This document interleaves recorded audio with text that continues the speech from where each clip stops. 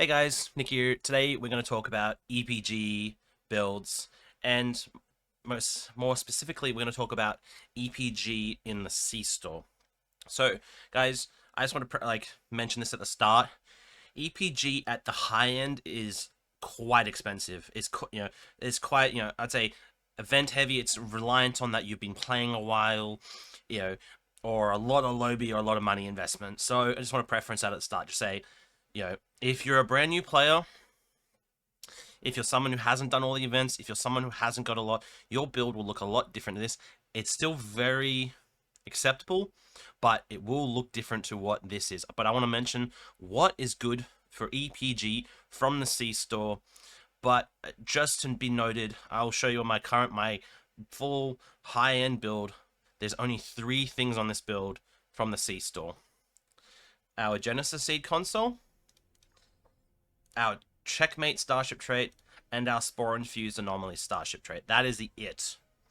Not like other builds where you can claim different consoles and others and weapons and things like that.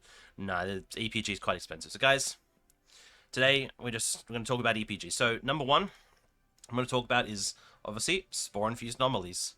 Spore Infused Anomalies comes from the Starship, the Somerville. So the Somerville, we'll look it up. It's Starship trait, tier 5. So the way Spore Infused Anomalies works is on anomalies. So anomalies are Gravity Well, Tychon's Rift, Very Cold in Space, Timeline Collapse, and I think Chronometric Inversion Field. I might be wrong.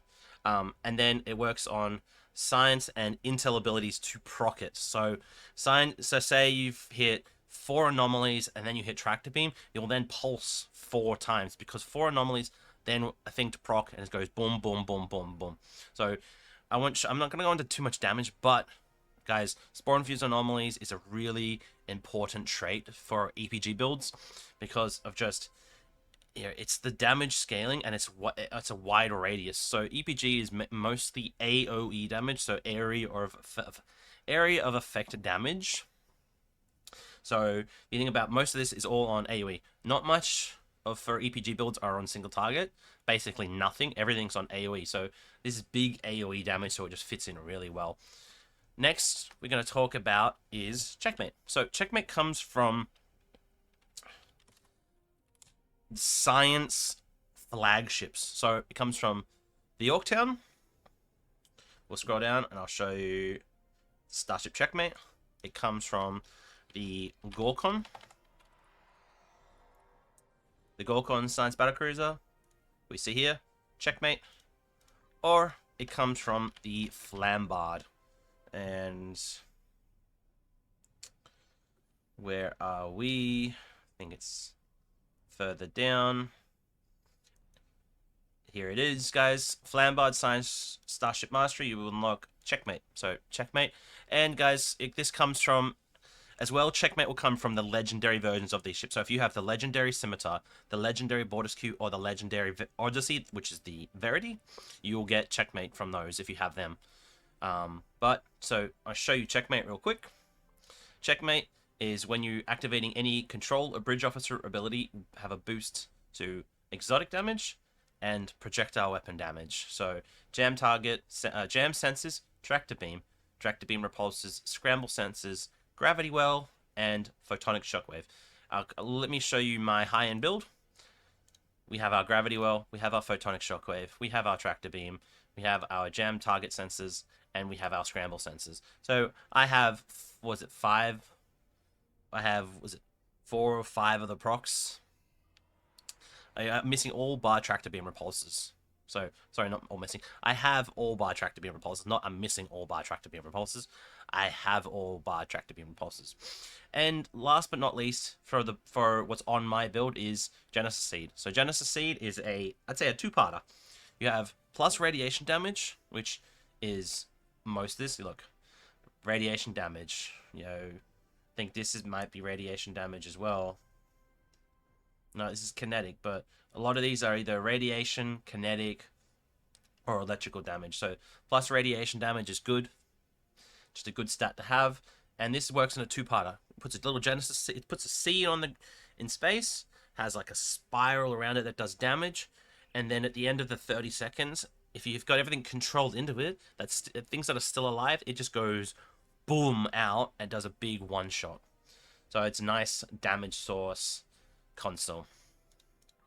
Now, guys, I'm going to move on to, it's not our honorable mentions, but this is a good value if you're just starting and you want to get into EPG. These are our good value ships that give you each, like, so each one of these ships give you a good ship, a good console, and a good trait.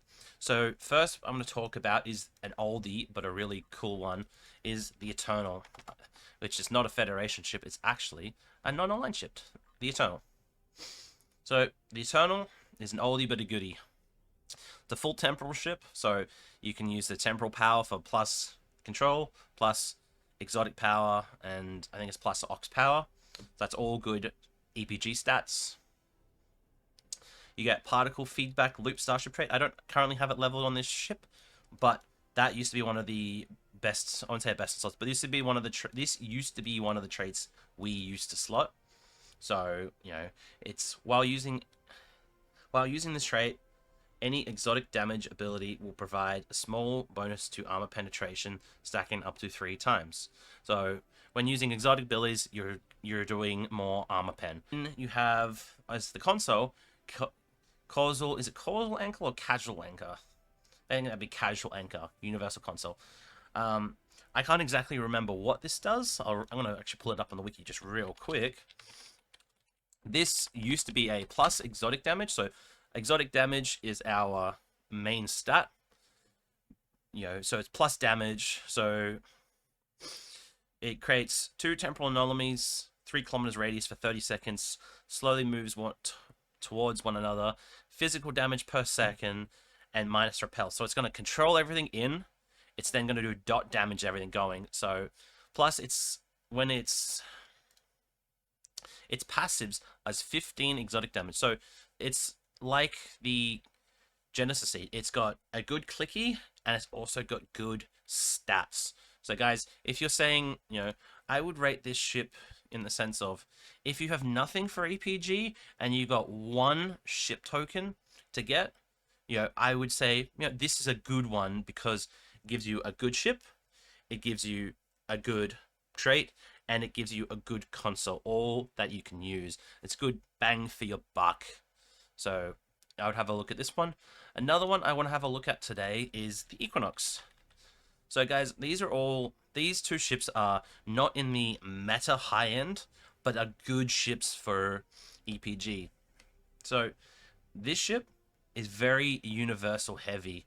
So guys, universal heavy for science is really good because you don't want too many tactical abilities, you don't want too many engineering abilities, you just want science abilities. So being very universal heavy is meaning you can just use all science abilities and like that 1 engineering ability or 1 tactical ability that you might need for your build.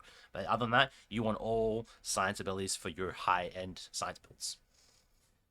As well as the console. The console is nucleonic ignition. I don't actually own this ship. I've never used it, but in a lot of high-end builds, this console is used. It does quite good damage. So it looks like causing them to take radiation-like energy that is harmful to the ship, connected EPS conduits. So it looks like it's doing radiation damage. So if you think our Genesis Heat is plus radiation damage, our 5 Magics is plus radiation damage, our Dragon's Blood, if we're using that console, is plus radiation damage. So a lot of things feed into more radiation damage, so this is quite good. As well as the trait, it's further down, Synthetic Good Fortune. So when using Control Bridge Officer abilities or Pilot Bridge Officer abilities, so say if you were using this ship, you would be using both heavily, gaining crit chance and control. Control is a good EPG stat because it's a sort of a feeder stat. If you're using Gravity Well does EPG damage, but its sort of main usefulness is to control things in. So the more control you have, the quicker you pull things into the middle of the Gravity Well. So the quicker things are into one spot, the quicker you can put your AoE damage on that spot, the quicker things go down, and the happier you'll be. Next on our list I want to talk about is, now we're going to go into like a section of, these are the nice to haves, but you're going to be in the more of the higher end, and the like, you're buying ships just for traits, you're buying ships just for looks, buying ships just because you want them. Like, that's basically where we're at now. So I'm going to talk about the Grissom. So the Grissom is like the other two ships, but it's a little bit more, like, I'd say a little bit less useful, because the console isn't a EPG console, it's a torpedo console. But it is probably the best in slot torpedo console. It's phase space membrane. Basically, it's a charge up, it gives you better torpedo damage, but you can't use it on EPG builds because it drains your auxiliary power, so it's not the best console to be using with EPG, because basically they don't work with each other. Next is the Starship trait is by the book. By the book is when using anomalies, your already in place anomalies will get more duration. So having your anomalies out longer is good, but it just doesn't hold up on that higher end. But say you've got nothing at all and you love the look of this ship, the T6 Oberth, go for it, because I'd say it's good bang for your buck. You're getting a good ship and you're getting a good trait. Like, I'd say it's above average trait. Okay, and last but not least, on like my mentions for the C store, is back to non-aligned, is the Damar class. So say you want to fly a Cardassian ship as an EPG, this is your one and only option. And the reason I mention this is the Cardassian intel part. The intel is the big kicker.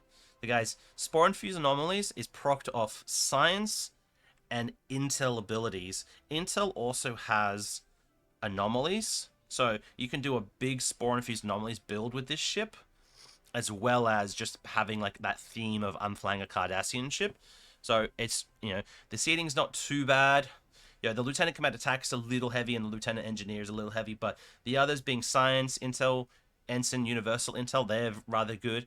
So you're going to be looking at a bit of a different build with this one, but it is, it's it hits that sort of Cardassian theme that it hits home of, I don't want to fly like you want to fly a Cardassian ship. This is the only one to do science with. So it's a nice, I'd say a nice little feels one.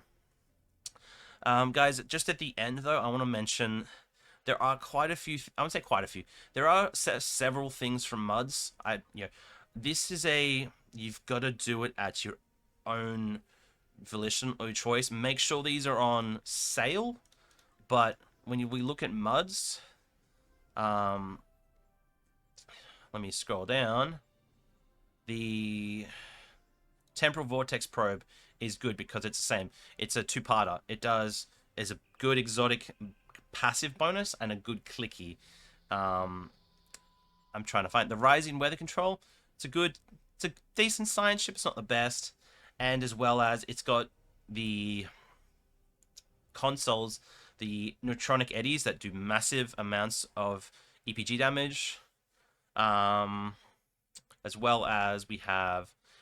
I'm trying to find them, but see, they're not here anymore. They should be in space items. Now I don't see them. Is the Revolutionary two-piece. As I'm looking, and I don't see them anymore. But I'll go to my ship and I'll talk about them, because they are in MUDs. But like, I literally was looking at them just before I started this recording, but now I can't seem to find them. The Revolutionary set. So guys, if you didn't do the event, but you do want to pick this set up from MUDs, it's $30 when it's on a good sale. It is really good.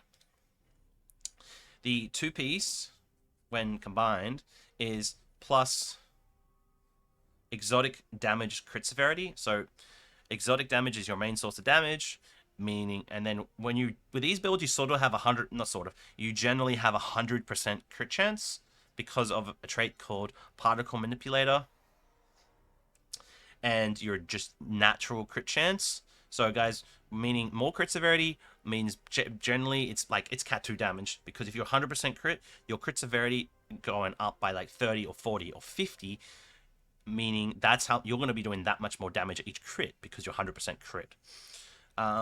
And that'll be about it today, guys. If you have any questions, please leave them down below. I'm going to be doing more EPG videos, more cannon builds, more build videos, but it's just to be noted at the end, guys, EPG, I wouldn't call it an advanced build. It would just call it a expensive build type, because there's a lot involved, a lot of time investment involved. you've just things where you make a new character or make a new account, you're going to be missing out on some things that are just important to the build or the high end build. So you just things you can't do, which is I know is annoying, but you're just going to be missing out on things. Just I want to make sure that's very clear.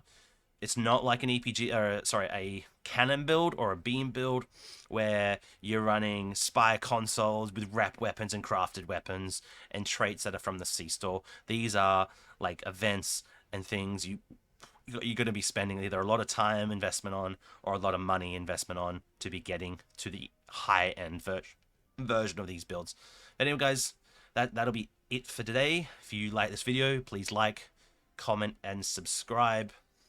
And I'll see you all next time. Thanks. Bye.